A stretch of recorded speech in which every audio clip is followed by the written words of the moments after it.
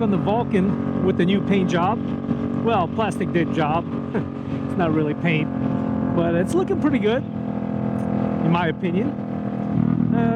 I wish it was a little darker and wasn't so popping out at you. This is definitely bright, but it's definitely a good color. It looks good.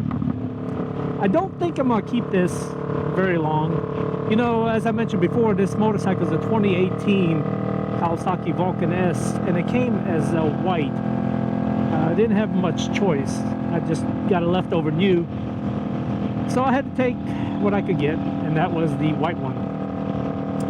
So I decided to change the color, but you know, as I mentioned before, painting the bike is very expensive. About probably 25% of the value of the bike, well, the value of what I paid for it. And I thought that was too high just to change the color, so I did the plastic dip. And in my previous videos, if you watch that, this bike is green, like a dark green, forest green, and it was okay. It was all right, a little darker than I thought. Now this one is blue, which I like blue. Blue's my favorite color, but this one is like, it pops at you, as you can see in the sunlight. It definitely bright. I don't know which I should have stayed with, the green or this one. I don't know. I'll go with this for a while and see how it is, and then if I decide to change it later or just go back to the white, I probably will. Probably just go back to the white and stop playing around. It is kind of a pain in the butt to plastic dip it. You got to take the seat off, you got to take the front wheel off, the fender off, all this stuff, and it's kind of a pain in the ass. Not too bad, but definitely time consuming. So the Vulcan is running great. It's got 3,106 miles on it. Runs like a champ. Oil was just changed not too long ago, and it's awesome. So I highly recommend getting this motorcycle if you are having a good time on it. It's very comfortable, it's nimble, it flips around, it's got plenty of power. The other day I was out riding this thing before I did the plastic dip, and if you want to see that, just look at my previous video on my channel. Take a look at it and see what you think. I did a kind of a quick tutorial on how to plastic dip it, but I was riding it the day before, just took it out for a little spin, and there was a guy in a Tesla in front of me. You know, those Teslas are pretty quick all by themselves, but he hit the gas pretty hard. I don't know if that was full throttle for him or not, I don't know, but I stuck right with him, right on his bumper with this thing, and it wasn't hard to keep up. So this thing's pretty quick.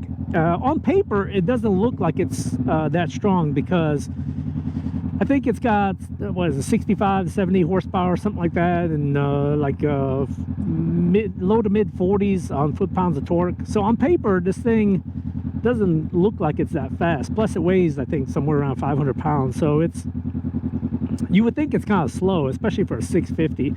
But believe it or not, this thing is quick. It is not a dog by any means, and I'll demonstrate that here in just a second. But if you look at the numbers on it, 0 to 60 in like 4 seconds, 4.5, something like that. If you really think about it, what street car, everyday car, does 0 to 60 in 4.5 seconds? Not many. There's a few probably. I don't know, maybe a Corvette or Alfa Romeo Giulia, something like that. But generally, I'd say, in my opinion, 90 to 95% of the everyday street cars you see out here will not hold with this thing. It's pretty quick. I'm very fond of it. It handles good. It's nimble. You can flick it around. Now, the rear suspension on it is kind of rough, to be honest with you. And there's some people on the internet, other YouTubers that have this bike, have mentioned the same thing. The rear suspension, it kind of sucks. If you hit a bump hard enough, you'll feel it in your ass. I mean, the front suspension, I think, is fine. It is not adjustable, but the rear is kind of hard. But just cruising around is not bad. Just having a good time on it. It's a great bike. But yeah, so other opinions. This windshield I had mentioned before in another video. This windshield actually is a Puig windshield. I don't know what the model is, but I got it off Amazon, and it puts the wind just like right at the top of your visor on your helmet. I'm 5'9", and so the way I sit on the bike, it puts it right at the top of my visor, so I can actually open my visor and not get a face full of air. So that's kind of nice. I actually got it for the looks more than anything. I don't really care about the wind. A lot of people complain about wind. I don't care either way, but it looks cool, and it serves that purpose of putting the wind at the top of your visor, which is nice. The exhaust, that's something to be talked about. So I got this exhaust on Amazon. It's a Danmoto exhaust, a Highwayman, I think is what they call it. It is loud. Let me tell you something. This thing is loud, and it vibrates quite a bit. Not so much the vibration that bothers me is the noise. This thing is stupid loud. And when they say on the internet, people, all the reviews you see, people say it's loud. Trust me, it is loud. On long trips, I would say wear earplugs, because this thing will rattle your ears. And it actually vibrated two of the springs, the muffler springs or the connecting pipe springs. It vibrated it off. Like, I lost them. I don't know where they went. So 2 out of 3 springs I lost. I just replaced them when I plastic dipped the bike. I bought 2 more and I put them on there. Hopefully I don't lose those. There's also a decorative panel on the exhaust. I don't know, this trim piece or whatever. I'll show that in a minute, but one of the screws came off. I showed that in my previous video as well, but that screw came out, probably from all the vibration. So I need to go get another one and put some Loctite on it and put it back in there. And I had to check all the other bolts to make sure nothing else is vibrating loose, because this thing is crazy. It's nice, and if you like loud, you'll definitely like this. But me personally, I'm not a fan of stupid loud exhausts. I know some of these people that ride Harleys, they have these really loud exhausts, and sometimes I wonder if they can even hear themselves think. But now I'm the same way. I'm that guy. So I don't know. This thing's crazy. But anyway, I'll pull over here in just a second, and I'll show you what it's like. I'll do a little walk around. This is my first time riding it after I did the blue plastic dip. And in the sunlight, I gotta say, this thing, it pops. So anyway, let's talk about this thing for a minute. Let me pull over here real quick.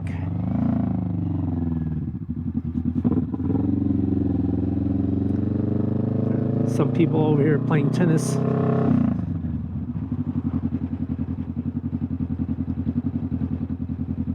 But I will pull over right over here.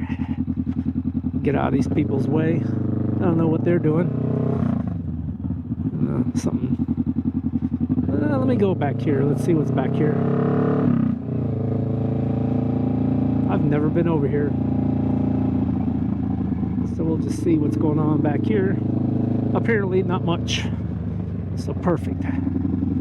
So we'll talk about the bike back here. That way I don't look like an idiot talking to myself.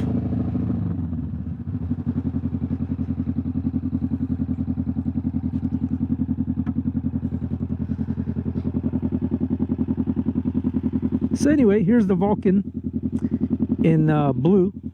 In my opinion, it kind of has a little bit of a purple to it, which I'm not too happy about, but it definitely pops. So this is that decorative plate I was telling you about, and that screw right there came out. Should be one there, one here. This one's tight. That one's, I just flat out lost it. So I'm gonna have to get another one and Loctite it in.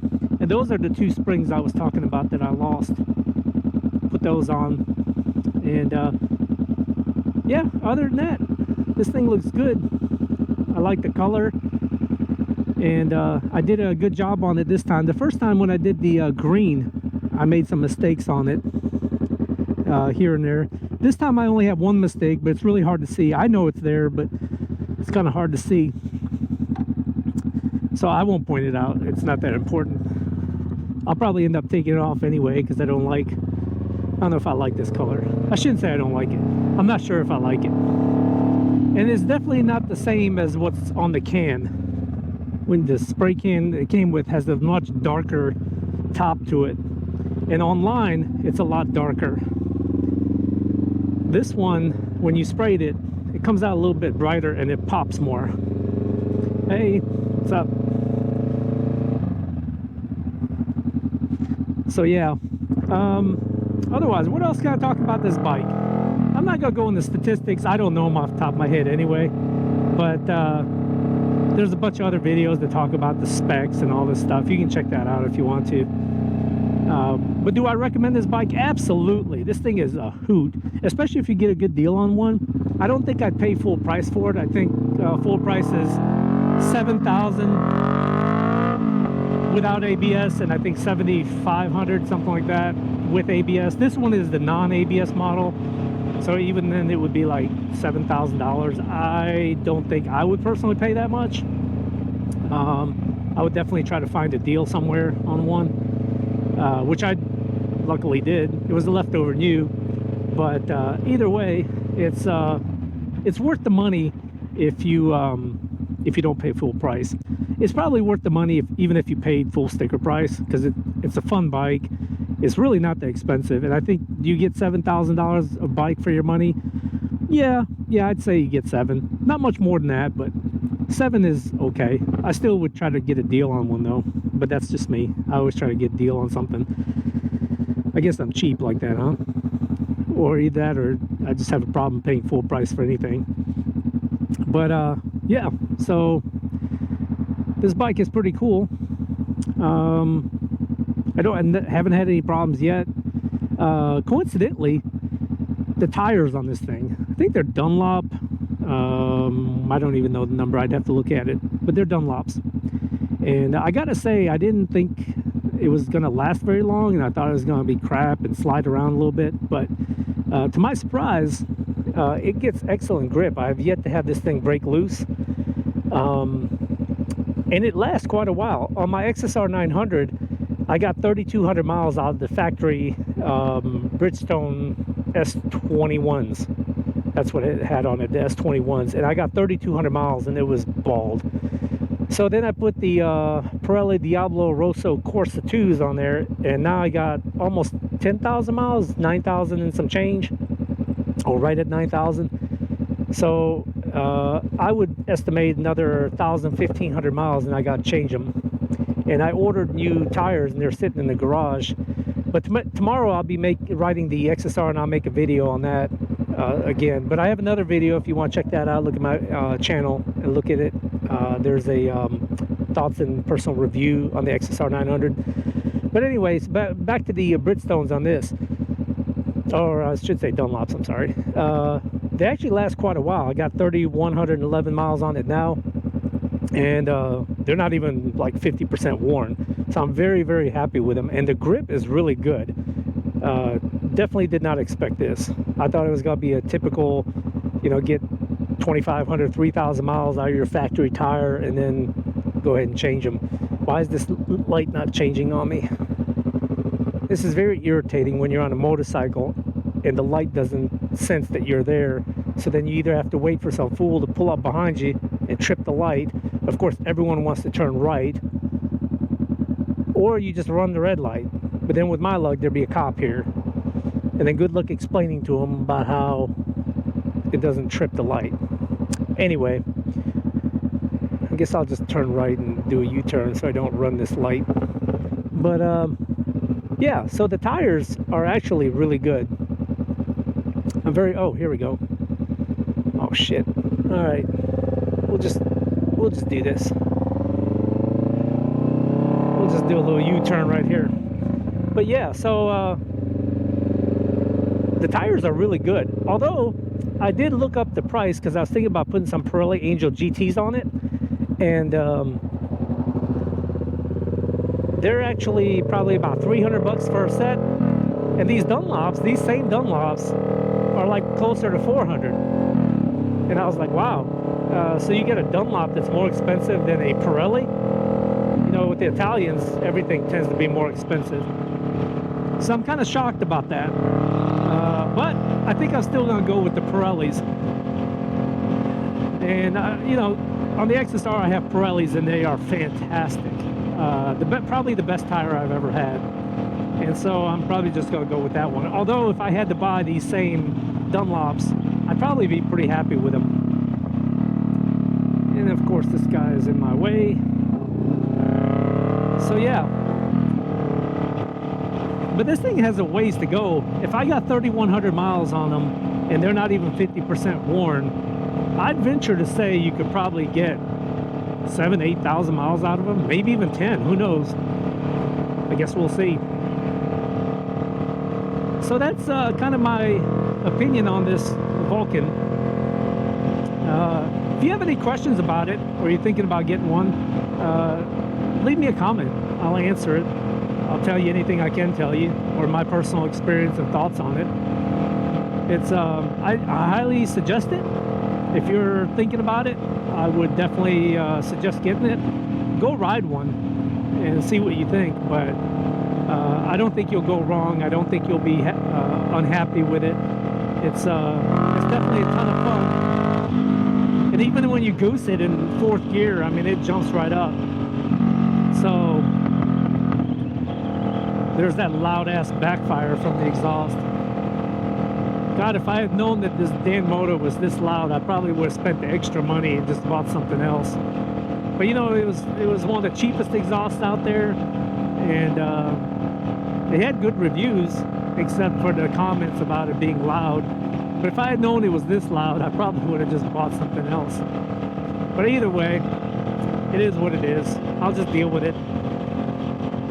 And I already threw away the stock exhaust, so no chance of putting that one back on.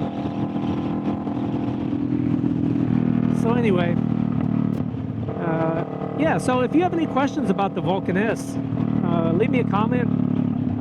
You like my video, hit the like button.